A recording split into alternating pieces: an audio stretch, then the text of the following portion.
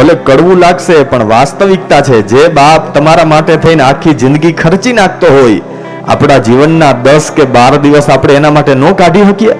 અત્યારે તો જ્યારે ઉપર જાઉં પછી છોકરાવે શું કરશે એની ખબર નહીં, અને કદાચ આ મનુષ્ય દેહ માયાની પાછળ વેડફી નાખીએ, ઉપર ભગવાનનો માર ખાઈ લઈએ કદાચ। અને એમાંય પેલા એવું હતું ભાઈ કે સ્વર્ગ, અહીંયા સારા કામ કરીએ તો સ્વર્ગ મળે ને ખરાબ કામ કરીએ તો નરક મળે। પણ હવે આપણે કેમ પેલા 2G હતું, પછી 3G, પછી 4G ને હવે તો 5G લોન્ચ થઈ ગયું, એમ ભગવાને સિસ્ટમ બદલાવી નાખી। પેલા એવું હતું અહીંયા સારું કરીને જાય ને તો ઉપર સારું મળે, અને અહીંયા પાપ કરીને જાય તો ઉપર મળે। પણ હવે છે ને ભગવાને સિસ્ટમ બદલાવી નાખી, અહીંયા સ્વર્ગ ને અહીંયા જ નરક છે।